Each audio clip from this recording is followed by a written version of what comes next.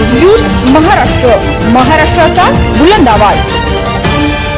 ताज्या बातम्या, मनोरंजन आणि व्हायरल बातम्यांसाठी यूथ महाराष्ट्र न्यूज चॅनल आजच सबस्क्राइब करा।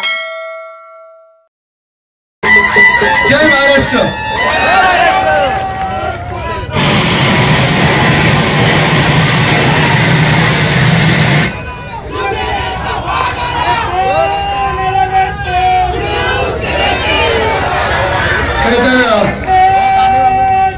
दिवसभर वेगवेगळे सभा समारंभ प्रचार करून गाडीत कुठेतरी वाटत होतं की कधी ना तरी हे आठवड्यापर्यंत थोडा थकवा जाणवायला लागलेला, पण आपल्या सर्वांना पाहून तो थकवा दूर निघून गेलेला आहे। विधानभवनात तयारी बसायची सुरू करून घ्या।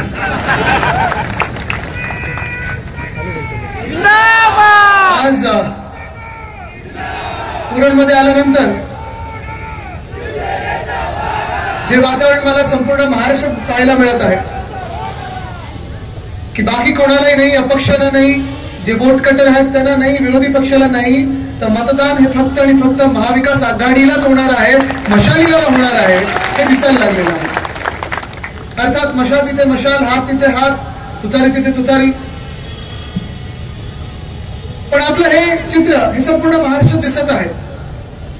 महाविकास आघाडीचं सरकार येणार आहे, आपलं सरकार येणार आहे, तुमच्या आमच्या हक्काचं सरकार येणार आहे, तुम्ही निवडलेलं सरकार येणार आहे।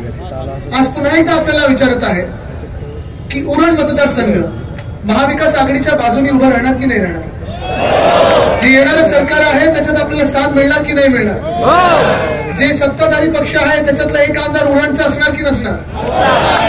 कारण जी आपली लढाई आहे ती फार मोठी आहे आणि उरणची जी कहाणी आहे, उरणचं जर आपण पाहिलं राजकीय इतिहास आणि गेल्या 5 वर्षातलाच पाहिला तर मागच्या वेळी जे इथून जिंकून आले, ज्यांनी बंडखोर म्हणून फॉर्म भरलेला, तेच पहिलं एक उदाहरण असतं की भाजपने आपल्याशी विश्वासघात कसा केला।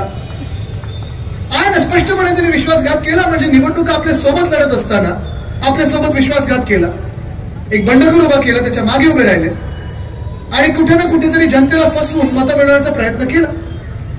पण आज या महाराष्ट्रामध्ये चित्र स्पष्ट झालेलं आहे की महाविकास आघाडीचं सरकार पाडल्यानंतर, या गद्दारांनी भाजप प्रणित खोके सरकार बसवल्यानंतर आपल्याला वाटलं होतं की काहीतरी चांगलं आपल्या राज्यात येईल, काहीतरी चांगलं महाराष्ट्रात येईल, पण एकामागोमाग एक उद्योगधंदे असतील, नोकऱ्यांच्या संधी असतील, कायदा सुव्यवस्था असेल, शेतकरी पाहता तुम्ही त्यांचे हाल काय झालेले आहेत, सगळं काही चाललंय ते ढासळत चाललेलं आहे। कुठेही आपल्याला वाटत नाही की राज्य जसं चाललं पाहिजे, शासन आणि प्रशासन कसं चाललं पाहिजे हे आपल्या डोळ्यासमोर कुठेही उदाहरण नाहीये।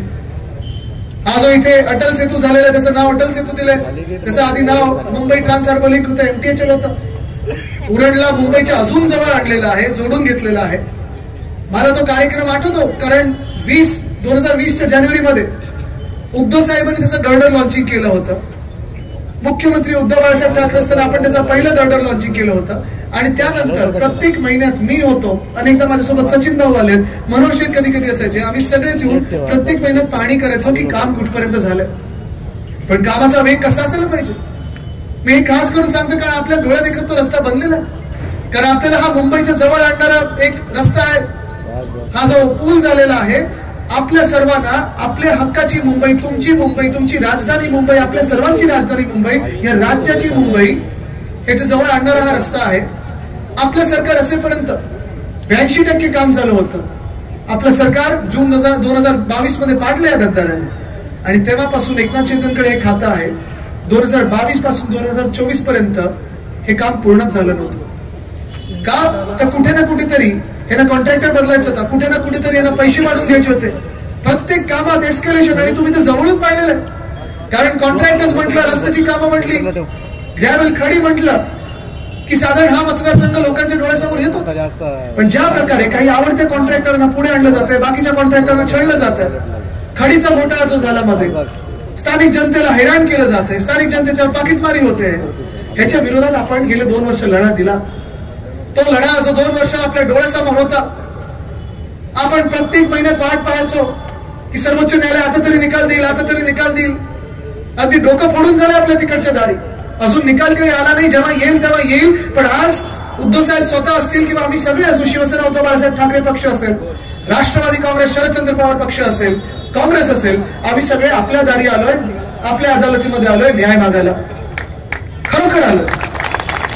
या देशामध्ये जनता की अदालत सोडून मला वाटत नाही कुठचं दुसरं मोठं अदालत असेल किंवा न्यायालय असेल. आपण जो न्याय द्याल तो बरोबर असेल, तो न्याय मार्गाने पुढे चालणारा न्याय असेल, तो या महाराष्ट्राच्या हिताचा न्याय असेल.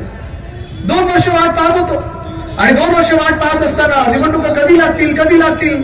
अनेकदा मी पूर्ण राज्य फिरलं. मग निष्ठा यात्रेत असेल, महाराष्ट्र स्वाभिमान सभा असतील, कधी कुठे आपत्ती आली असेल तर तिथे गेलो असेल, कुठे ऍक्सिडेंट झाला तिथे गेलो असेल, लोकांच्या न्याय हक्कांसाठी असेल, मोर्चांसाठी असेल, आंदोलनासाठी असेल, सगळं काही आपण केलं. आणि आता जेव्हा निवडणूक आलेली आहे आपल्याला वाटायला लागले अरे प्रचारासाठी दिवसच नाही आहेत. पण ही निवडणूक फार महत्वाची आहे. ही निवडणूक पुढच्या 4-5 दिवसांमध्ये होणारी ही निवडणूक आहे. ही निवडणूक आपलं भवितव्य ठरवणारी आहे. मला काही पत्रकारांनी मध्ये इंटरव्ह्यू मध्ये विचारलं की आदित्यजी ही तुमच्यासाठी निवडणूक किती महत्वाची, उद्धव साहेबांची असेल, तुमच्यासाठी असेल, तुमच्या अस्तित्वाची निवडणूक आहे का? तसं लहानपणापासून मी पाहत आलोय प्रत्येक निवडणूक मुंबई महानगरपालिका असो की कुठची असो, नेहमी एक शब्द त्यांनी दिलेला आहे, लिटमस टेस्ट. हे पत्रकारांना पण माहिती आहे की लहानपणापासून आणि ते पण आधीपासून पाहत असतील पेपरमध्ये येतं की शिवसेनेची अस्तित्वाची लढाई आहे. शिवसेनेची अस्तित्वाची फक्त ही लढाई नाही आणि दुसरी काही शिवसेना नाही. जे फुटलेले गद्दार आहेत, ते चोर आहेत, जे डरपोक लोक असतात ते शिवसेना नाव लावूच शकत नाहीत. ते पळाले होते, ते सुरतेला पळाले होते, ते शिवसैनिक होऊ शकत नाही. जे गुवाहाटीला गेले, काय डोंगर झाडीबिडी पाहून आले, ते शिवसैनिक होऊ शकत नाहीत. आणि जे गोव्यामध्ये उद्धव साहेबांचं सरकार पाडल्यानंतर घाणेरडे हातवारे करून टेबलांवर नाचले, हे शिवसैनिक होऊ शकत नाहीत. हा देशाचा कायम न्याय राहिलेला आहे, हा कायदा राहिलेला आहे. जगभरात कुठेही जा तुम्ही, चोरांनी काहीतरी चोरी केली म्हणून ती वस्तू त्यांची होत नाही. आणि असंच ठीक आहे, आता ह्या क्षणाला शिवसेना नाव हे त्यांनी घेतलेलं आहे, आपलं धनुष्यबाण हा त्यांनी घेतलेला आहे, आपलं चिन्ह नाव पक्षाचं सगळं काही त्यांनी घेण्याचा प्रयत्न केला. 13 खासदार फोडले, 40 आमदार फोडले, अनेक नगरसेवक फोडले, अनेक नेते फोडले. ही लढाई ही धनची, सगळं धन त्यांच्याकडे, खोके सगळं त्यांच्याकडे आहे. आपल्याकडे तन आहे, मन, आणि तुम्ही सगळे जनता आहात, तुम्ही संत जनार्दन आहात, ज्यांनी आम्हाला आशीर्वाद देऊन या महाराष्ट्रात असून जागृत ठेवलेलं आहे. पुढे नेण्याचं काम करण्याचा आपण प्रयत्न करत आहात. पण ही लढाई ही काही आमच्या अस्तित्वाची नाहीये. ही लढाई ना माझ्या अस्तित्वाची किंवा मला आमदार बनायचे किंवा मनोहरजींना आमदार बनायचं मुळीच नाहीये. ते तर तुम्ही बनवणार आहातच, 100% बनवणार आहात. 23 तारखेला निकालच बोलतील की आम्ही आमदार म्हणून पुन्हा एकदा आपल्यासमोर नतमस्तक व्हायला येणार आहोत, पुढे सेवेत रुजू तर होणारच आहोत. पण ही लढाई आपल्या महाराष्ट्राच्या अस्तित्वाची लढाई आहे. ही लढाई आपलं नाव महाराष्ट्र राहणार की अदानी राष्ट्र राहणार की गुजरात राष्ट्र होणार हे ठरवणारी आहे. आपलं नाव, आपलं जे महाराष्ट्र म्हणून संयुक्त महाराष्ट्र चळवळीनंतर आपण पाहिलं मुंबई आपल्याला मिळवायला लागली. मुंबई काही साधी सोपी आपल्याला अशी आली नाही. मुंबईसाठी लढायला लागले. 105 हुतात्म्यांनी जीव दिलेत आपले, अनेक आंदोलनं झाली, लाठे काठे खाल्लेल्या, सगळं काही झाल्यानंतर मुंबई आपल्याला मिळवायला लागली, जिंकायला लागली. ह्या मुंबईवर डोळा हा नेहमी दिल्लीश्वराचा होता आणि गुजरातचा होता, तो अजूनही आहे आणि तो आता कायम आहे. हे जे भूत आहे ते आजूबाजूला दिसतं आपल्याला, कुठच्या रूपांमध्ये दिसतं. एका बाजूला आपण पाहिलं अनेक वर्ष प्रयत्न सुरू होता, कुठून तरी चर्चा सुरू करायची की मुंबईला गुजरातला जोडायचं का, आम्ही होऊ देणार नाही. मग मुंबईला सीओ आणायचं का, मुंबईला केंद्रशासित करायचं का, आम्ही होऊ देणार नाही. मुंबई ही मराठी माणसाची आहे, मुंबई या महाराष्ट्राची आहे, मुंबई ही महाराष्ट्राची राजधानी आहे. पण मग मुंबई जिंकण्याचा प्रयत्न झाला, भाजपने आपल्या सोबत येऊन जिंकण्याचा प्रयत्न केला. आपल्या सोबत होते तेव्हा कदाचित त्यांची सीट निवडून यायचं. पण आता जर आपण पाहिलं तर मुंबईकरांनी ठाम ठरवलेलं नाही, आपणही की ठाम ठरवलं पाहिजे. कारण आपण, आपली जी ताकद आहे तीच भाजपला रोखू शकते, तीच या भूतांना रोखू शकते. ती ताकद म्हणजे मतदानाची ताकद आहे. आता ते करू का पाहतायत की आता मुंबईत राजकीय हेतूने जिंकू शकत नाही, राजकीय दृष्ट्या जिंकू शकत नाही. मग करायचं काय, तर अदानीला फुकटात द्यायची. अदानीचं हे जे काही नावावर भाजप महाराष्ट्र लुटत चाललेला आहे, भाजपला जी भूक लागलेली आहे, भाजप महाराष्ट्र खायला पाहतोय, ह्याच्या विरोधात आपण लढत आलेलो आहे. मुंबईचं तुम्हाला सांगतो, कारण मुंबई तुमच्या जवळ आहे, रोज तुम्ही येत जात असाल, अनेक लोक कामासाठी येतात, मला भेटत असतात. आणि मुंबई आपली सर्वांची राजधानी आहे आणि तिथून मी सगळ्या महाराष्ट्रात काय होते सांगणारच. पण मुंबईबद्दल जर तुम्हाला सांगायचं झालं तर हेच अदानी महाशय आपल्या मुंबईमध्ये धारावी पुनर्विकासाच्या नावाखाली 540 एकर घेऊन बसलेले आहेत. पुनर्विकास करणार. तिकडच्या लोकांना किती मिळणार, तर 200 स्क्वेअर फूट, 300 स्क्वेअर फूट. पण तिथून 2 लाख मूळ धारावीकरांना बेघर करणार आहेत. 1080 एकर म्हणजे 540 एकर ते, आणि त्याच्या बाहेरचे 540 एकर का?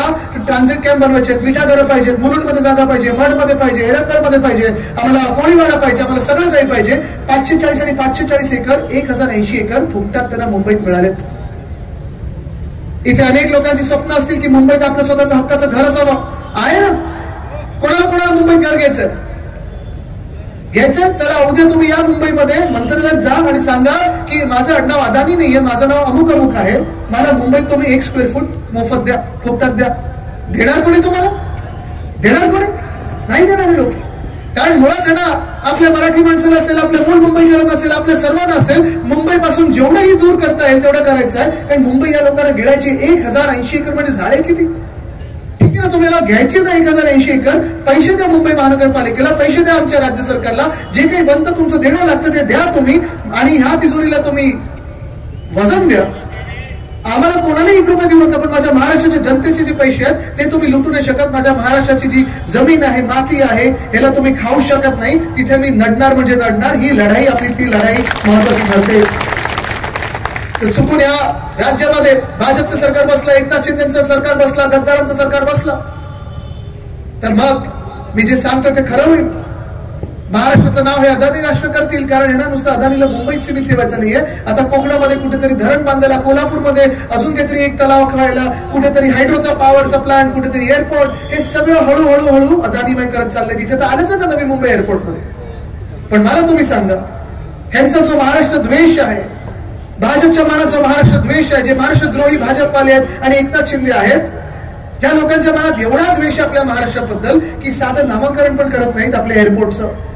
जे विमानतळाचं आपण नामकरण केलं, उद्धव साहेबांच्या मंत्रिमंडळात आपण निर्णय घेतला होता. 2 महत्वाचे निर्णय घेतले ते विमानतळाचे. जे छत्रपती संभाजीनगरमध्ये आहे तिकडचं ते विमानतळाचं नाव आपण 2020 मध्येच छत्रपती संभाजी महाराज आंतरराष्ट्रीय विमानतळ असं केलं होतं. पण भाजपने आम्हाला कारण काय दिलं त्यावेळी? की नाही आम्ही व्यक्तीवर कुठचंही आता विमानतळाचं नाव देत नाही, आम्हाला शहराच्याच नावानं द्यायला लागेल. तरी आपण पाठपुरावा करत राहिलो. सुभाष देसाई साहेब असतील, आम्ही सगळेच केंद्र सरकारकडे मागत राहिलो. पण आता झालेत किती वर्ष? 4 वर्ष झाले. नाव बदललंय त्यांनी? नाही बदललंय. तसंच नवी मुंबई विमानतळाचं नाव आपण श्री दी.बा. पाटील आंतरराष्ट्रीय विमानतळ असं करून घेतलं होतं. उद्धव साहेबांच्या मंत्रिमंडळाचा निर्णय आहे. सरकार पडून 2.5 वर्ष झालेली आहेत. नाव अधिकृतरित्या कुठेही झालेला आहे का? नाव अधिकृतरित्या तेव्हाच होतं जेव्हा शासन निर्णय निघतो. जसं अदानीसाठी तुम्ही फटाफट शासन निर्णय करता. अनेकदा जर असं होतं अदानी काहीतरी बोलतील त्याच्या आधीच शासन निर्णय झाला असतो की अरे ही जमीन पाहिजे, अदानी इथे हात दाखवतात, शासन निर्णय झाला, तुमच्या नावावर जमीन, तुमच्या नावावर जमीन. मग अदानीसाठी जर तुम्ही दिवस रात्र काम करता आणि शासन निर्णय काढत असता, मग आमच्या नवी मुंबईच्या विमानतळाचं नाव तुम्ही श्री दी.बा. पाटील आंतरराष्ट्रीय विमानतळ अजून का नाही दिलंय, ह्याचं उत्तर मोदी साहेबांनी महाराष्ट्रातून दिलं पाहिजे. बरं, हे काही विचित्र मागणी नव्हती आपली, विचित्र मागणी नाहीच. 2 विमानतळ गेल्या 2 वर्षामध्ये त्यांनी व्यक्तींची नावं दिलीत ना. अयोध्येमध्ये महर्षी वाल्मिकी आंतरराष्ट्रीय विमानतळ, चांगलं आनंद स्वागत करतो आम्ही. गोव्यामध्ये भोपाळ एअरपोर्ट आहे, त्याचं नाव मनोहर पर्रिकर आंतरराष्ट्रीय विमानतळ केलेलं आहे. पर्रिकर साहेब भाजपाचे कार्यकर्ते होते, पर्रिकर साहेब तिकडचे मुख्यमंत्री झाले, चांगले आनंद स्वागत करतो आम्ही. पण जर तुम्ही लगेच गोवाच्यासाठी करत असाल, तुम्ही अयोध्येसाठी करत असाल, तुमच्या व्यक्तीच्या नावांसाठी करत असाल, मग माझ्या महाराष्ट्राने काय पाप केलेलं आहे, काय अन्याय तुम्ही आमच्यावर करत आहात असा, की आमचं काय पाप केलं, हा गुन्हा काय आमचं सांगा. का नाही तुम्ही छत्रपती संभाजीनगरमध्ये छत्रपती संभाजी महाराजांच्या नावाने विमानतळ करत? का नाही तुम्ही नवी मुंबईमध्ये आमचे श्री दी.बा. पाटील यांच्या नावाने विमानतळ करत? आपलं सरकार जेव्हा बनेल तेव्हा केंद्र सरकारने कायदा करो किंवा नको करो, आपण तिथे अभिमानाने ती पार्टीचं अनावरण करणार म्हणजे करणारच. पण आपले जे आगरी कोळी बांधव आहेत त्यांनी खास करून लक्षात घ्यावं हे. कारण आज मी पाहतो या महाराष्ट्रामध्ये जणू काही ह्या लोकांना संपूर्णपणे बाहेरच पाठवायचं, उद्ध्वस्त करून टाकायचंय, असे निर्णय हे भाजप सरकार घ्यायला लागले, एकनाथ शिंदे सरकार घ्यायला लागले. मुंबईमध्ये छत्रपती शिवाजी महाराज मंडई अनेक वर्ष तिथे कोळी बांधव आपले मत्स्य व्यवसाय करत आलेले आहेत, मासे विक्री करत आहेत. पण पियुष गोयल साहेबांसारखे मंत्री त्यांच्यामध्ये ज्यांना मासे दिसले की नाक बंद करायला लागतं, नाक तोंड डोळे सगळं बंद करतात. यांच्यासाठी ते आता मंडई विकायला काढलेली आहे, तिथून मासे विक्रेत्यांना बाहेर काढलेलं. ड्राफ्ट हाऊसिंग पॉलिसी या 2024 30 ऑक्टोबर पर्यंत ज्याची मर्यादा होती, त्याच्यात तुम्ही पाहिलं असेल गावठाणं असतील, आपली आदिवासी गावठाणं असतील, आपली गावठणं, आपले कोळीवाडे, या ड्राफ्ट हाऊसिंग पॉलिसीमध्ये त्यांनी काय उल्लेख केला सचिन भाऊ? आपल्या मतदारसंघात देखील कोळीवाडा आहे. महाराष्ट्राच्या 7 जिल्ह्यांमध्ये कोळीवाडा आहे. गावठण तर संपूर्ण महाराष्ट्रात आहेत. त्यांनी एकनाथ शिंदेचं हे मत आहे, भाजपचं हे मत आहे की गावठण जे असतील आणि कोळीवाडे जे असतील, ज्याचं सीमांकन आपण सुरू केलं होतं, ह्या लोकांनी स्थगिती दिली. जसं आपण आई एकविरा देवी, त्या ज्या पायऱ्या आहेत, आई एकविरा देवी आमचं जे कुलदैवत आहे, ते फनिक्युलर रेल्वे करणार होतो, पायऱ्या नीट करून घेत होतो, तिकडची दुकानांना चांगलं करून घेत होतो, त्याला पण ह्याच सरकारने स्थगिती दिली. तसंच या कोळीवाड्यांना आणि गावठाणांना एकनाथ शिंदेचं स्वप्न आहे आणि भाजपचं स्वप्न आहे की सगळी जागा जी आपण आज एकरावर बसलेलो आहोत त्यांना सगळ्यांना स्क्वेअर फुटामध्ये आणायचं, क्लस्टर डेव्हलपमेंट मध्ये आणायचं. मान्य आहे? मान्य आहे? होऊ शकतो हा न्याय? जे आपले मूल भूमिपुत्र राहिलेले आहेत, कोळी बांधव असतील, आगरी समाज असेल, भंडारी समाज असेल, अनेक समाज आपल्या महाराष्ट्रात राहतात आणि खास करून जे गावठाणांमध्ये राहतात, आदिवासी समाज असेल, हेच सगळ्या लोकांना आपण पाहतो पारंपरिक जे त्यांचे व्यवसाय आहेत, एकरांवर बसलेले आहेत आणि ह्यानं जीवनमान असंच असतं. त्यांचं जीवन हे त्याच्यातच आहे. त्यांचा व्यवसाय म्हणजे त्यांचं जीवन, जीवन म्हणजे त्यांचा व्यवसाय असतो. त्यांची ओळखच त्यांची संस्कृती आहे आणि ही संस्कृती त्यांना एकरांमध्ये बसलेले कोळीवाड्यांमध्ये आणि गावठाणांमध्ये जगायला लागते. जगवत आलेले ते एवढ्या वर्ष पाळत आलेले ते. पण काय आहे ना, भूत सुचले नवीन डोक्यात बसले, मला माहित नाही ना अदानीला द्यायचंय की कुठच्या बिल्डरांना द्यायचंय. पण सगळे कोळीवाडे आणि सगळी गावठाणं सगळ्यांना एकत्र करणार क्लस्टरच्या नावाखाली. क्लस्टर म्हणजे स्लम साठी दुसरं गोंडस नाव आहे, स्लम साठी क्लस्टर आहे. एसआरए मध्ये हे ना आणायचंय कोळीवाड्यानं, एसआरए मध्ये आणायचंय ना गावठाणानं. आणि भाजपचा एकही आमदार, अनेकदा मी पाहतो की खूप यांच्या मतदारसंघांमध्ये कोळीवाडे आहेत, गावठाणा आहेत. भाजपचे तिथे जे आमदार आले 2019 मध्ये निवडून, पण एकही आमदारनी विरोध केला नाही. कारण त्याच भाजपला हे सगळे कोळीवाडे असतील, हे सगळी गावठाणं असतील, त्यांना द्यायचे, ते बिल्डरांच्या घशात द्यायचे. उंच इमारती बनतील, आपल्याला छोट्या खोल्यांमध्ये डांबतील, आपले व्यवसाय बंद करतील आणि ह्याच लोकांसाठी, ह्याच बिल्डरांसाठी पुढची सगळी जमीन आहे समुद्रकाठी, काय प्रॉपर्टी आहे, काय प्रॉपर्टी करून देऊन टाकतील अदानीच्या घशात किंवा यांच्या बिल्डरांच्या घशात. मी सांगितलेलं आहे, आपल्या शिवसेनेच्या वचननाम्यात आहे, उद्धव बाळासाहेब ठाकरे या व्यक्तीचा शब्द आहे की ज्या मिनिटाला आपलं महाविकास आघाडीचं सरकार पुन्हा एकदा बनेल, त्या मिनिटाला आपण सगळ्या कोळीवाड्यांचं सीमांकन पूर्ण केल्याशिवाय राहणार नाही. पूर्ण करणार म्हणजे करणारच. गावठाणांना जी मूलभूत सुविधा पाहिजे, इलेक्ट्रिसिटी असेल, रस्ते असतील, हे तर आपण करणार. कुठेही त्यांच्या पारंपरिक व्यवसायाला किंवा संस्कृतीला हात न लावता, धक्का न लावता. पण जर मुंबईतली 1080 एकरची जमीन अदानीच्या नावावर होत असेल तर मग कोळीवाड्यांमध्ये माझ्या कोळी बांधवांच्या नावावर त्यांचं प्रॉपर्टी कार्ड अजून का नाही होत, हा देखील एक प्रश्न विचारण्यासारखा आहे. गावठाणं असतील, का नाही होत त्यांच्या नावावर? आणि हे आपण करून दाखवणार. कारण महाराष्ट्राचं जसं मी सांगितलं ना की ही लढाई आज आपलं राज्य महाराष्ट्र म्हणून राहणार की अदानी राष्ट्र म्हणून होणार, हे आपण ठरवायचं. एकामागोमाग एक कुठे ना कुठेतरी आपली संस्कृती मारत चाललेली आहे. महाराष्ट्रात कधी असे संस्कार नव्हते की तुम्ही काय खाता, तुम्ही कुठचा रंग घालता, त्याच्यावर मॉब लिंचिंग होतं किंवा धर्म तुमचा बदलला गेला. धर्म आपला एवढा पोकळ नाही, उतर नाही. धर्म ही संतांची भूमी आहे, ही वीरांची भूमी आहे. आणि ह्या भाजपवाल्यांनी धर्म काय असतो तो आपल्याला शिकवू नये, हिंदुत्व काय असतं ते आपल्याला शिकवू नये. कारण भाजप जेव्हा हिंदुत्व विसरलं होतं, भाजप जेव्हा भगवान श्री रामाला विसरलं होतं, तेव्हा उद्धव साहेब तिथे गेले होते अयोध्येत आणि सांगितलं होतं पहिले मंदिर फिर सरकार. सरकार आल्यानंतर काँग्रेसचे काही आमदार आपल्या सोबत आले. उद्धव साहेब मुख्यमंत्री असताना कदाचित मुख्यमंत्री योगी आदित्यनाथांच्या आधी देखील उद्धव साहेब म्हणून पहिले मुख्यमंत्री असतील जे तिथे अयोध्येला गेले आणि श्री रामलालचं दर्शन घेतलेलं आहे. पण मोदी साहेबांनी काय केलं? त्यांचं हिंदुत्व दाखवण्यासाठी, त्यांच्या स्वार्थासाठी निवडणुकीच्या आधी त्यांनी एका अर्धवट मंदिराचं उद्घाटन केलं. हे पाप आहे. अर्धवट मंदिराचं कधी अनावरण करत नाही, स्वार्थासाठी तर मुळीच नाही करत. पण हेच ते जे आपल्याला शिकवायला आले ना, एक रहेंगे तो सेफ रहेंगे सांगतात, मग दुसरे सांगतात बटेंगे तो कटेंगे. हे यांचं एवढंच चालतं, बटेंगे कटेंगे छाटेंगे लुटेंगे मारेंगे पिटेंगे, याच्या पुढे भाजप जातच नाही. कधी कधी मला वाटतं हे चांगले रॅप करतील, बटेंगे कटेंगे मारेंगे लटेंगे. काय तुम्ही राज्यकर्ते आहात की रॅपर आहात? तुम्ही गाण्याचं क्षेत्र झालंय म्हणजे रॅपर पण चांगले रॅप लिहितात. पण हे एवढंच त्यांचं बटेंगे तो कटेंगे, बटेंगे तो कटेंगे. 10 वर्षात तुमचं बहुमताचं सरकार होतं या देशावर, तुम्ही देशाला दिलं काय हे पहिलं आम्हाला सांगा. 75 वर्षाच्या इतिहासात कधी कोण बटलं नाही, कटलं नाही. कधी हिंदू खत्रे आम्ही ऐकलं नव्हतं. भाजपाचं जेव्हा बहुमताचं सरकार आलं तेव्हा हिंदू खत्रेमध्ये आम्ही ऐकायला लागलो. मग भाजप नव्हती तेव्हा बरे होतो आपण. पण आज मी तुम्हाला सांगत आहे बटेंगे खरं आहे. जर आपण विखुरले गेलो तर आपलं पाकिट भाजप कापेल. कारण बटेंगे कटेंगे लुटेंगे हेच भाजपचं धोरण आहे. मग दुसरे म्हणतात एक रहेंगे तो सेफ रहेंगे, त्यांच्याशी मी खूप सहमत आहे. आपण जर एक राहिलो ना महाराष्ट्र म्हणून तर भाजप से 2 हात दूर सेफ रहेंगे.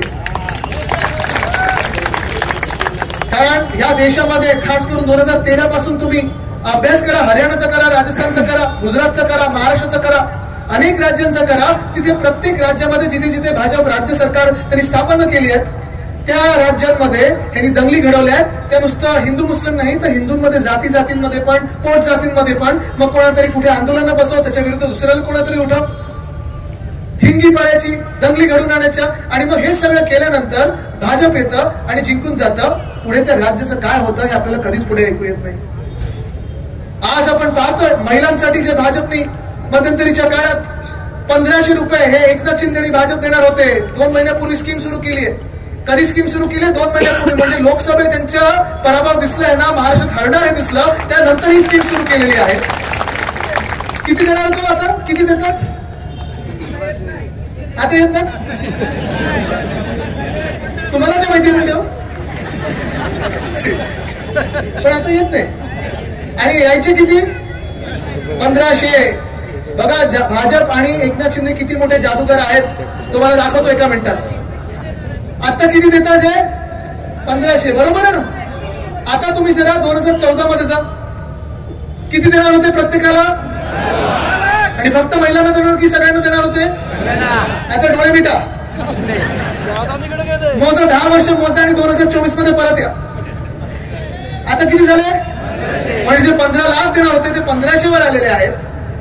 तुम्हाला लिहून देतो मी. जर यांचं सरकार चुकून एकदा आपल्या डोक्यावर बसलं तर ना 150 रुपये देण्यात पण कुठे लाज वाटणार नाही. एवढे निर्लज्ज लोक आहेत. काल परवाकडेच मी योगी आदित्यनाथजींचा एक फोटो बघितला. 300 रुपयाचा चेक वाटप करताना मुख्यमंत्री उत्तर प्रदेशचे 300 रुपयाचा चेकचं वाटप करतात. पण हेच आहे त्यांचं. खोटं बोलायचं, सतत खोटं बोलायचं, फसवायचं. पण महाराष्ट्रातल्या महिला देखील हुशार आहेत. सगळ्यांना माहिती. आता ते सांगतात, भाजपवाले सांगतात, अजित पवार साहेब सांगतात की आम्ही 2100 देऊ, त्याच्या पलीकडे देणं काही शक्य नाही, आम्ही खोटं बोलतोय असं ते सांगतात. मी त्यांना सांगत आहे आम्ही करून दाखवणार म्हणजे दाखवणार. तुम्हाला जमलं नाही तर तुम्ही घरी बसा. आम्ही 3000 रुपये प्रति महिना महिलांना देऊ म्हणजे देऊच, दुप्पट देऊ. कारण महिलांचा सन्मान हा झालाच पाहिजे, महिलांचा आदर हा झालाच पाहिजे. आणि महिलांना आधारी देणं गरजेचं आहे. कारण महिला ह्या फक्त समाज आणि घरात एवढंच नाही तर महिला आज कंपन्या चालवायला लागलेल्या आहेत, महिला ऑफिस चालवत आहेत, सगळं काही पाहत आहेत. पण कुठे ना कुठेतरी या देशामध्ये मोदी साहेबांची बेरोजगारी आपण पाहतोय, त्यांनी जी निर्माण केलेली, महागाई निर्माण केलेली आहे, जगणं कठीण झालेलं आहे. जर तुम्ही कुठेही ग्रामीण भागात जाल तर शेतकरी सांगतात खतं परवडत नाही, बी बियाणं परवडत नाही, शेतमालाला भाव नाही, हमी भाव नाही, आत्महत्या शेतकऱ्यांचा वाढत चाललेल्या आहेत. तसंच आपण पाहिलं, महिलांना विचारलं तर महिलांकडून प्रत्येक दिवशी तुम्हाला कळेल की आज कांद्याचा काय भाव आहे, आज टोमॅटोचा काय भाव आहे. शहरात आणि गावात काय, म्हणजे गावात शेतकऱ्यांना फायदा होत नाही, शहरात शहरी माणसांना फायदा होत नाही. मग नक्की फायदा होतो तरी कोणाचा? बरोबर आहे, अदानी सगळीकडे आहे. हे खरं आहे. कारण तुम्हाला सांगतो मध्यंतरी मनोज शेट्टी, आम्ही तुम्हाला सांगतो आता मागच्याच महिन्यातली बातमी आहे, उत्तर प्रदेशमध्ये भाजपच्या काही कार्यकर्त्यांनी साईबाबांचा पुतळा झाकून ठेवला. बोलतात आम्ही साईबाबांमध्ये मानत नाही. खरी बातमी आहे. आणि याचं कारण एकच आहे, कदाचित असंही असेल, साईबाबा काय म्हणायचे, सबका मालिक एक है. पण अदानी, हे भाजपवाले काय बोलतात, सबका मालिक अदानी है. हा फरक आहे आपल्याकडे त्यांच्यात. पण आज तुम्हाला सांगतो महिलांसाठी आपण जसं 3000 रुपये प्रति महिना करणार आहोत महालक्ष्मी योजनेत, लाडकी बहीणचं दुप्पट, तसंच आपण प्रत्येक वर्षी 6 सिलेंडर मोफत देणार आहोत. एसटी आणि बीएसटी बसमध्ये कुठच्याही शहरात आपलं जे काही पब्लिक ट्रान्सपोर्ट असतं त्याच्यात मोफत पास देणार आहोत. 1 रुपया देखील तुम्हाला काढायला लागणार नाहीये. पण लाडकी बहीण सोबत सुरक्षित बहीण, महालक्ष्मी सोबत सुरक्षित बहीण पाहिजे आम्हाला. जो शक्ती कायदा आपण आणला होता या राज्यामध्ये, उद्धव साहेबांनी पारित केला होता, शक्ती कायदा 2021 मध्ये आणला होता, तोच भाजपचे राज्यपाल कोश्यारी साहेबांनी पाठवला राष्ट्रपती महोदयांकडे. जवळपास 4 वर्ष झाली, 3 वर्ष झाली तो कायदा अजून प्रलंबित आहे. भाजपला त्या कायद्याची भीती काय आहे हाच प्रश्न मला कधी कळला नाही. कदाचित प्रधानमंत्री महोदय ज्या रेवण्णा राक्षसासाठी प्रचार करून आले, ज्यांनी 2000 महिलांवर रेप केलेला आहे, त्याच्यासाठी भीती वाटते का? त्या रेवण्णा जेलमध्ये जाईल त्याच्यासाठी भीती वाटते? जे आज आपण पाहतो एकनाथ शिंदे सरकारमध्ये 2 असे आमदार होते ज्यांना मंत्री केलं होतं. एकीने सुप्रियाताई सुळेंना घाणेरडं शिव्या दिलं होतं, दुसऱ्यांवर भयानक आरोप होते. उद्धव साहेबांनी त्यांची हकलपट्टी करून टाकलेली, त्यांना यांनी पुन्हा घेतलं मंत्रिमंडळात. असले लोक तुमचे लाडके भाऊ होऊ शकतात का? होऊ शकतात का? आपण पाहतोय ना. मग तसं गुजरातमध्ये पाहिलं तर बिल्किस बानोवर म्हणजे तिच्या मुलीची डोकं चिरडून तिच्या डोळ्यासमोर हत्या करून टाकली. ज्या लोकांनी तिचा बलात्कार केला त्या लोकांना सुप्रीम कोर्टाने जेलमध्ये टाकलं होतं. सुप्रीम कोर्टाचा अवमान करून भाजपच्या कार्यकर्त्यांनी बिल्किस बानोच्या बलात्काऱ्यांना रस्त्यावर आणलं, आरती ओवाळली आणि प्रचारात फिरवलं. हे असले तुमचे लाडके भाऊ होऊ शकतात जे खुनी लोकांना, जे बलात्कारांना त्यांच्या पक्षात घेतात, पद देतात, मंत्री पद देतात? होऊ शकतात आपले असे लाडके भाऊ? नाही होऊ शकत. आणि म्हणून मी सांगतो ना, आपल्या हिंदुत्वात आणि त्यांच्या हिंदुत्वात फरक हाच आहे की जो विचार माझे आजोबा वंदनीय हिंदू सम्राट बाळासाहेब ठाकरेंनी दिलेला आहे की महिला या सुरक्षितच असायला पाहिजे. मग त्या महिलेची जात कुठची असो, धर्म कुठचा असो, पंथ कुठचा असो, ते न पाहता जो बलात्कारी असेल त्या बलात्काराची देखील जातपात धर्म न पाहता त्या बलात्काराला भर चौकात फाशीच झाली पाहिजे. हे हिंदुत्व आपलं आहे आणि हाच विचार आपण पुढे घेऊन चाललो. पण एकामागोमाग एक खच्चीकरण करत जायचं. आज आपण पाहतो या राज्याला गृहमंत्री आहेत की नाही हा प्रश्न तर सर्वांना पडलाय. माहिती का गृहमंत्र्याचं नाव काय? ऐकून येणं काय काय काय नाव करून ठेवलं स्वतःच.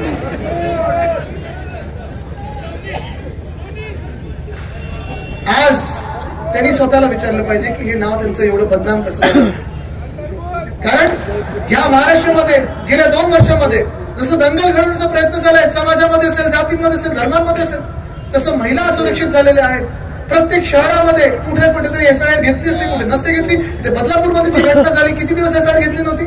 10 दिवस. कोणाला? ते आपट्यांना वाचवायला. अजून ते आपटे जेलमध्ये गेले नाही. शाळेचे मालक जे आहेत ते जेलमध्ये गेले नाही. पण हे सगळं होत असताना आपण पाहतोय पुण्यामध्ये पोलीस एपीआर हमला झालेला आहे. कुठे दगडफेक होते, कुठे काय होतं. आणि एका बाजूला हे होत असताना दुसऱ्या बाजूला आमच्या राज्यातून सगळे उद्योगधंदे, सगळ्या नोकऱ्यांच्या संध्या, सगळे रोजगार पाठवलेत त्यांनी गुजरातला. वेदांत फॉक्सकॉनचा प्रकल्प मी पुन्हा सांगतो कारण मला ती जखम तर झालीच आहे, राग तर आलंच आहे. त्या कामात मी स्वतः होतो तिथे. देसाई साहेब आणि मी त्यांच्याशी बोलणी करत होतो. तळेगावला वेदांत फॉक्सकॉन येणार होतं. 2.25 लाख कोटीचा प्रकल्प होता. 1 लाख तरुणींना नोकऱ्या मिळाल्या असत्या. तो वेदांत फॉक्सकॉनचा प्रकल्प आपलं सरकार असतं, उद्धव साहेबांचं सरकार असतं तर 100% महाराष्ट्रात आला असता. काय चुकलं असतं महाराष्ट्राचं किंवा काय चुकलं असतं देशात जर वेदांत फॉक्सकॉन महाराष्ट्रात आलं असतं? तर ठीक आहे, सरकार बदललं.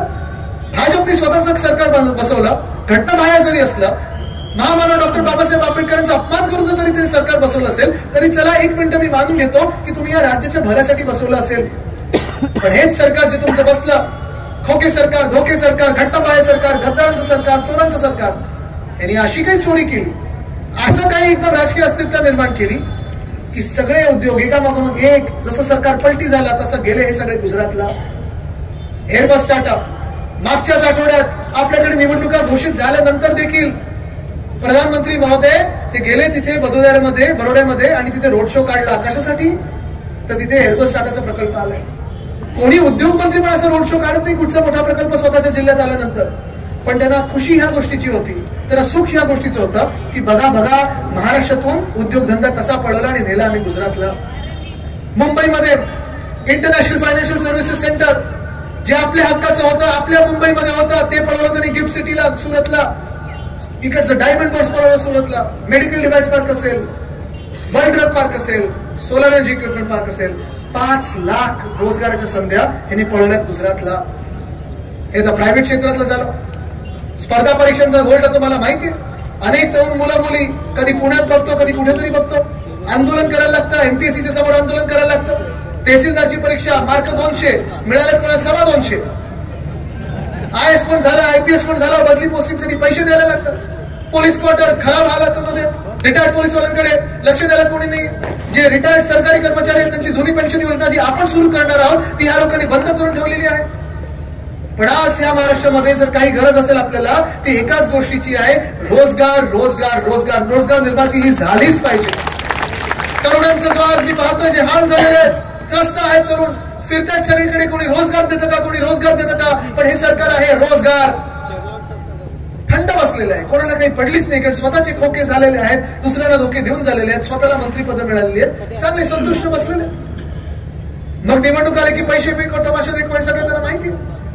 पण महाराष्ट्रात जर आपल्याला परिवर्तन घडवायचं असेल तर आपल्याला इथे रोजगार निर्मिती करायलाच लागेल. मला आठवतं जेव्हा आपलं महाविकास आघाडीचं सरकार होतं, 6.5 लाख कोटीची गुंतवणूक एकाच व्यक्तीमुळे आली होती. त्या व्यक्तीचं नाव आहे उद्धव बाळासाहेब ठाकरे.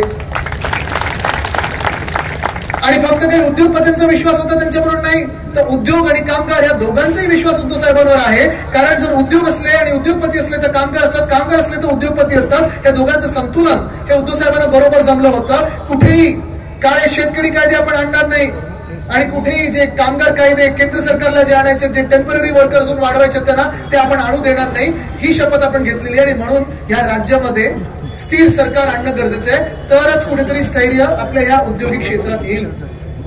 नाहीतर आपली शहरं ओसाड पडत जातील. MIDC ओसाड पडलेलेच आहेत, जे आहेत उद्योगधंदे तेही निघून चाललेले आहेत. का तर कधीतरी कोणी महाडमध्ये जसा एक गुंडा त्यांचा गद्दार आहे, तो जाऊन धमकी देतो, कधी नाशिकमध्ये स्क्रॅचचं कोणीतरी माफिया चालवतो, कोणी ड्रग्सचा माफिया चालवतो. जे उद्योगधंदे आहेत, जे गोडाऊन आहेत, तिथे जाऊन कोणीतरी खटखटतं की द्या आम्हाला पैसे, द्या आम्हाला धंदे पाहिजे तुमचे. हे असं आपण करणं योग्य नाही. न्यायाप्रमाणे चाललं पाहिजे, कायद्याप्रमाणे चाललं पाहिजे. आपल्याला जर महाराष्ट्रात प्रगती आणायची असेल, समृद्धी आणायची असेल, तर आपल्याला ह्या राज्यात राजकीय स्थिरता आणण्यासाठी महाविकास आघाडीचं सरकार आणायलाच लागेल. आहे ना, मला माहिती आहे आता तरी तरुण वर्ग हैराण आहे, कुठे जायचं. आणि त्याच तरुणांसाठी आपण घोषित केलेलं आहे की जसं आपण महिलांना प्रत्येक महिन्याला 3,000 रुपये देणार आहोत, बेरोजगार तरुणांना पुढच्या 2 वर्षासाठी म्हणजे रजिस्ट्रेशन पासून आपण जेही कोणी बेरोजगार असतील, रोजगार मिळेपर्यंत प्रत्येक महिन्याला 4,000 रुपये देणार आहोत. पण त्याचं पहिलं पाऊल, त्याच्या आधीचं पाऊल म्हणजे शिक्षण असतं. शिक्षण हल्ली आपण ते रिक्षावर असतो ना, मुलगी शिकली प्रगती झाली, पण जॉब कुठे, नोकऱ्या कुठे. मुलगी असेल, मुलगा असेल, मुलगा देखील शिकायला पाहिजे, मुलगी देखील शिकायला पाहिजे. मुंबई पब्लिक स्कूल सारखं आपण महाराष्ट्र पब्लिक स्कूल तर बनवूच, पण त्याच सोबत मुलींसारखंच मुलांसाठी शिक्षण देखील आपण मोफत करणार आहोत. महागाई वाढत चाललेली आहे, काही काही ठिकाणी आजारी वाढत चाललेले आहेत. मी जेव्हा इथून जात असतो, प्रदूषण पाहत असतो, सगळीकडे धूळ सगळीकडे पसरली असते.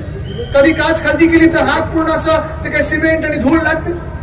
पण हे आजार जिथे वाढत असतात, वातावरणीय बदलाचा काळ आहे, आजारपणा वाढत चाललेली आहेत. कुठे कुणाला आजारी पडू नये ही देवाकडे प्रार्थना आहे, ईश्वरचरणी प्रार्थना आहे. पण प्रत्येक व्यक्तीसाठी या महाराष्ट्रामध्ये उद्धव साहेबांनी सांगितलेलं आहे की 25 लाखापर्यंतची कॅशलेस ट्रीटमेंट आपण या महाराष्ट्रात सुरू करणार आहोत.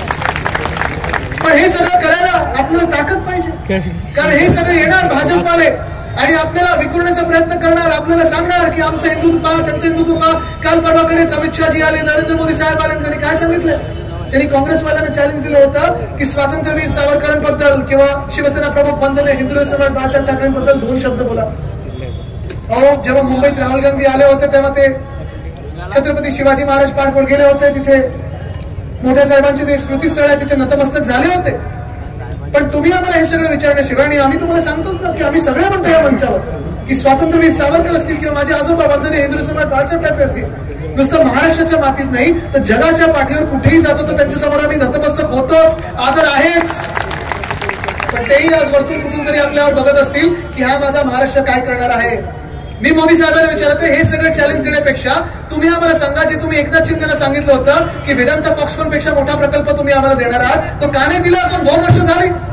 तुम्ही आम्हाला सांगा, जेव्हा तुम्ही तुमचं सरकार बसवलं, महामानव डॉक्टर बाबासाहेब आंबेडकरांनी जे संविधान आपल्याला लिहून दिलंय, ते संविधान बाजूला ठेवून तुम्ही महाराष्ट्रात एक गद्दाराचं सरकार बसवलं. ते सरकार बसवल्यानंतर माझ्या महाराष्ट्रातल्या तरुणांची तुम्ही हाल का केलेत, का रोजगार खेचून दिलेत, 5 लाख रोजगार का गुजरातला दिलेत, का माझे शेतकरी आत्महत्या करतायत, का महिलांवर अत्याचार वाढत चालले आहेत, का पोलिसांवर हमले होत आहेत, का स्पर्धा परीक्षांमध्ये उशीर होत आहे, ह्याचं तुम्ही जेव्हा उत्तर द्याल तेव्हा आम्ही तुमच्याशी बोलायला लागू. पण फक्त धर्माच्या नावावर वाटायचं, फक्त कुठेतरी वाद निर्माण करायचा आणि स्वतःचं सरकार स्थापन करायचं, ह्याला राज्य आणि शासन म्हणत नाही. जुमला बोलतात त्याला, कदाचित भारतीय जुमला पक्ष त्यांचं नाव असेल. पण आज ही आम्ही महाराष्ट्राची जनता तुम्हाला विचारत आहे की गेल्या 10 वर्षांमध्ये असेल, गेल्या 2 वर्षांमध्ये असेल, तुमचं बहुमताचं सरकार होतं, तुम्ही गुजरातची प्रगती केली, करा, नक्की करा, गुजरातची काही बात नाहीये. गुजरातची जशी करताय प्रगती तशी आसामची करा, तशी मणिपूर शांत करता आलं तर पहिलं मणिपूर शांत करा, मग काश्मीर शांत करा, मग केरळमध्ये तुम्ही प्रगती आणा, सगळीकडे आणा. पण एका बाजूला आपल्याला सांगतात की 370 कलम काढलं, काश्मीर मधून इथे येऊन सांगतात 370 कलम काढलं, आपण पण पाठिंबा दिला होता. पण आज पण हिंदू काश्मीरी पंडित का नाही जाऊ शकलेत काश्मीरमध्ये? तुमचंच सरकार बसलं होतं गेले 6 वर्ष. हे सगळे आपल्यामध्ये वाद निर्माण करणारे जे लोक आहेत, हिंदू मुस्लिम शीख ईसाई मध्ये वाद निर्माण करणारे लोक आहेत भाजपवाले, त्यांना सांगा की तुम्ही जे हे वाद निर्माण करत आहेत ना, जेव्हा कोविडचा काळ होता, जगातली सगळ्यात मोठी लढाई चालली होती, तेव्हा उद्धव बाळासाहेब ठाकरे या व्यक्तीने आम्हाला सगळ्यांना एक ठेवलं होतं आणि सेफ ठेवलं होतं. त्यांना सांगा की तेव्हा जेव्हा शेतकऱ्यांवर काही आपत्ती आली तेव्हा जाऊन मदत केली होती उद्धव साहेबांनी केलेली आहे. जेव्हा इथे निसर्ग वादळ आलं होतं, टॉपटे वादळ आलं होतं, मोदी साहेब तुम्ही गुजरातला गेले होता, गुजरातला पैसे दिले, महाराष्ट्रात तुम्ही 1 रुपया दिला नव्हता, तेव्हा सुरक्षित ठेवलं या महाराष्ट्राला, ते उद्धव साहेबांनी ठेवलं. कोविड मध्ये जसं तुमच्या तिथे उत्तर प्रदेशमध्ये गंगेत शव वाहत होती, हे महाराष्ट्रात झालं नाही. गुजरातमध्ये ऑक्सिजन मिळत नव्हतं म्हणून रस्त्यावर मरत होती लोक, हे महाराष्ट्रात झालं नाही. कोविडच्या काळात कुठेही जात बघितली नाही, कुठे धर्म बघितला नाही. कोविडच्या काळातच काही तर नोकरी देताना पण किंवा शेतकऱ्यांना मदत करताना पण जातपात धर्म न पाहता महाराष्ट्र धर्माचं पालन केलं. ते एका व्यक्तीमुळे झालं, त्याचं नाव आहे उद्धव बाळासाहेब ठाकरे. पण आज तुम्ही विचार करायचा की हा महाराष्ट्र कुठच्या दिशेने जाणार आहे? आज तुम्ही विचार करायचा हा महाराष्ट्र कोण चालवणार आहे? महाराष्ट्राने चालवायला पाहिजे की गुजरात मधून चालला पाहिजे? हा निर्णय तुमचा आहे. अनेक गोष्टी हे तुमच्याकडून खेचल्या जातील, लुटल्या जातील. मी अगदी मोदी साहेब बोलतात तसं तुमची नळ चोरतील कोण असं बोलणार नाही. पण सत्य परिस्थिती आहे की तुम्हाला घरातून बाहेर काढलं जाईल, कारण सब जमीन अदानी की हे त्यांच्या मनात आहे. जसं बोलतात ना सब भूमी गोपाल की, तसं आता भाजपच्या मनात झालेलं आहे सब भूमी अदानी की, सबका मालिक अदानी हे भाजपच्या मनात झालेलं आहे. तुम्ही ठरवायचं आहे आपला स्वाभिमान हा आपण राखणार की गुजरात समोर झुकणार, तुम्ही ठरवा. आपला स्वाभिमान हा आपण जपणार की दिल्ली समोर झुकणार, हे तुम्ही ठरवा. महाराष्ट्राचे जे जनतेचे पैसे आहेत ते आपल्या तिजोरीत राहणार की गुजरातच्या तिजोरीत जाणार, हे तुम्ही ठरवायचं आहे. आज आपलं राज्य जे मंत्रालयातून चालतं ते गुजरातमध्ये शिफ्ट होणार का, हे तुम्ही ठरवायचं आहे. हे मी काही खोटं बोलत नाहीये. तुम्ही गेल्या 10 वर्षात असेल, गेल्या 5 वर्षात असेल, गेल्या 2 वर्षात असेल, आपला काळ सोडून काय काय गोष्ट आहे गुजरातला हलवलेली आहे. अगदी मरीन पोलीस अकॅडमी पासून सगळी ही यादी तर आहेच आहे ना, कुठेही लाज वाटणार नाही. पण जर आपल्याला एकत्र यायचं असेल आणि परिवर्तन घडवायचं असेल तर इथे कुठेही विखुरले न जाता कामा पाहिजे. आपण कुठेही भांडण आपल्यामध्ये नको, कुठेही वाद निर्माण झालेले नको, कुठेही फसलेले नको. कारण काय की हे कशावरही व्हॉट्सअप सुरू करतात. काल परवाकडे मी पाहिलं एक व्हॉट्सअप अजून एक भीतीदायक सुरू झालेला आहे आपल्यामध्येच वाद निर्माण करण्यासाठी, की आपल्या देशात आता बांगलादेशी वाढलेले आहेत, मुंबईत बांगलादेशी वाढलेले आहेत. पाहिला का तो व्हॉट्सअप? दुसरं सांगतात रोहिंग्या, म्हणजे कुठून बर्मा वगैरे मधून रोहिंग्या आलेले आहेत. म्हणजेच काय तर केंद्र सरकारला आपलं काम जमलं नाहीये. जर खरे असतील तर आतापर्यंत एक तरी तुम्हाला कुठे सापडलाय का? पण हे राजकीय हेतूने बोलत असतात. सगळ्यांच्या फोनवर गेल्या 2 महिन्यामध्ये आपण पाहिलं असेल अनेक लोकांनी पाठवले, भाजपच्याच लोकांनी पाठवले की बांगलादेशमध्ये हिंदूंवर अत्याचार होतोय आणि म्हणून इकडच्या मुस्लिम बांधवांना तुम्ही फटका मारा, हे सगळं चालतं त्यांचं. पण त्याच बांगलादेश बरोबर जिथे तेच सांगतात, भाजपवालेच सांगतायत की बांगलादेशमध्ये हिंदूंवर अत्याचार होत आहेत म्हणून ऑल आयज ऑन बांगलादेश जसं सगळ्यांनी सांगितलं, त्याच बांगलादेश बरोबर जय शाह यांची BCCI क्रिकेट खेळायला नव्हती गेली. क्रिकेट कोणाबरोबर खेळलो आपण? हा सगळा विचार तुम्ही करणं गरजेचं आहे. कारण आज धर्माच्या नावावर, समाजाच्या नावावर जे तुमच्याकडे मतं मागायला येतील त्यांना सांगा की आमचं हिंदुत्व हे जय भवानी जय शिवाजी बोलणारं हिंदुत्व आहे. आज आमचं हिंदुत्व हृदयात राम, हाताला काम आहे. तुम्ही धर्माच्या नावावर मतं घेतली, काम कुठे दिलं तर आम्हाला? नुसतं तुमच्या कुठच्या मोर्चामध्ये असेल, कुठच्या फेरीमध्ये असेल, डीजेवर नाचा, 3 वाजेपर्यंत नाचा, अमुक कुठचा सण आहे त्याच्यावर नाचा. सकाळी उठल्यावर कोणाकडे रोजगार आहे, कोणाकडे काम आहे, कोणाकडे नोकरी, हे आम्हाला सांगा. आपल्याला परिवर्तन हे घडवायलाच लागेल. महिला सन्मानासाठी लढावंच लागेल. शेतकरी आत्महत्या रोखाव्याच लागतील. तरुणांना रोजगार द्यावाच लागेल. तरच हा महाराष्ट्र म्हणून स्वाभिमानाने जगू शकेल. तुम्ही परिवर्तनासाठी तयार आहात का? तुम्ही महाविकास आघाडी सरकार आणण्यासाठी तयार आहात का? तुम्ही मनोहरजींना मतदान करण्यासाठी तयार आहात का? किती नंबरचं मतदान? किती नंबरचं मतदान? किती नंबरचं मतदान? या परिवर्तनाची तारीख काय? 20 नोव्हेंबरला. भोकं पडलेल्या गोष्टींना विचार करू नका. वाजलेलं भोकं पडलेलं